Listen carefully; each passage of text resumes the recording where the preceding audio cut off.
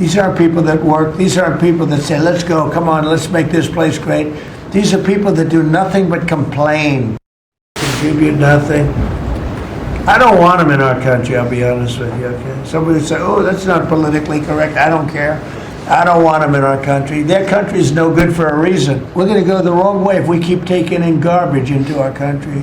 Man, we got more content, man. We about to make another Somalis for Trump. So today we're going to be talking about the figures, why they voted, all these random ass niggas, these sheikhs, these unks. What was their reason, you feel me? Now the first nigga we gotta learn is Salman Fikri. Now this nigga, I'm not even gonna make fun of him, I'm gonna just let Trump do that. Now Faisal Diri is the next nigga. And this nigga, while I was doing research, was on the same article as Republicans saying Islam gonna bring warfare, bloodshed, death, and they're gonna be infiltrating. And we did so much honor killings in Minnesota. Now Salman and Faisal were lifelong conservatives, so these niggas were cooked. The next nigga is Abshir Omar, who literally used to be with Bernie Sanders and is related to Ilhan Omar. He was named in the Feeding the Future scams and is an immigrant. So you know what Donald Trump said hurt this nigga since he switched teams. Now in the 2024 elections, why did these niggas vote for Trump, you know? Their reasoning was public safety, school, fentanyl, economy, and peace. Now let's hear what they said, you know, straight from their mouth. A close friend of mine and somebody that I've worked with for a long time. And we had a conversation about values. Our values and principles are actually aligned with the Republican Party. What fucking values? This nigga made fun of y'all 7 years ago. He said y'all hurt the economy, y'all terrorists, you don't contribute, you guys don't assimilate. Nah, y'all niggas got the same values. Some of the key issues of the community are the global wars, and we're for peace. Economic issues, family values, and education are some of the critical issues that this community cares. He only cares about education and economy because he's literally a businessman and works at Obah. Do nothing but complain. On top of that, this community cares about the economic Unc, you already said that, gang. But don't say issues again. You said that too much.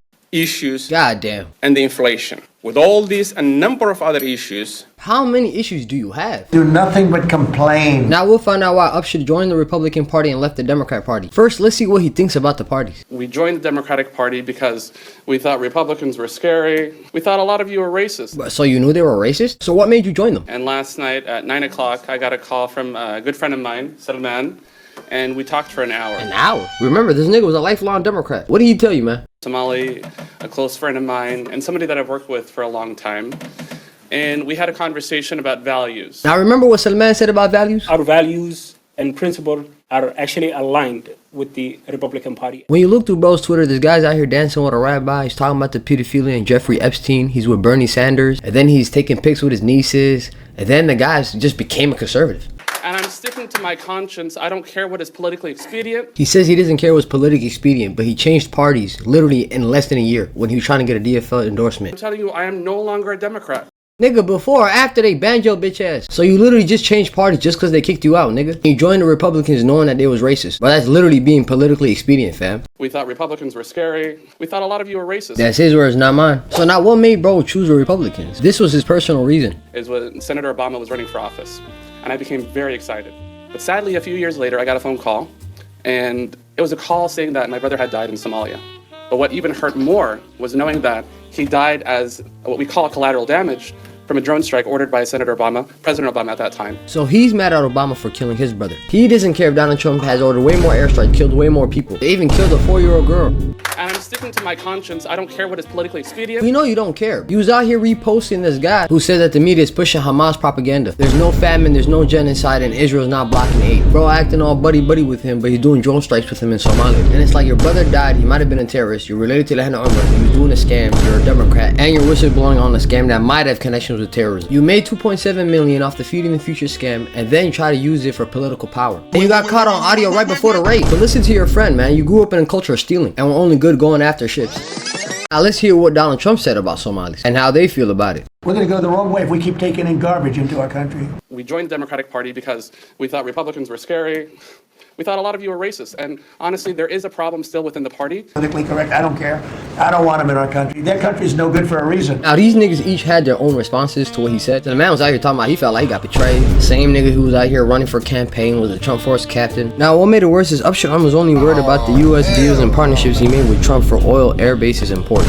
Their country is no good for a reason. Now the deals Upshur made with Trump actually got him in trouble with the landers. Now Abdirman, the foreign minister for Somaliland, talking about how Trump not stupid, he know to deal with them instead of Upshur. What makes makes it worse, his bro's also a Republican who's pro-Israeli, and his wife was in the scams. And he should be flexing the fact that they know these niggas. rag badan oo Congress-ka Mareykanka ka mid ah ayaa arrintaas ku dhex jira oo wada. The Landers are also mad that this nigga was their foreign minister. He only had a high school diploma, and the only reason why he was in the office was because of the campaign money from his wife.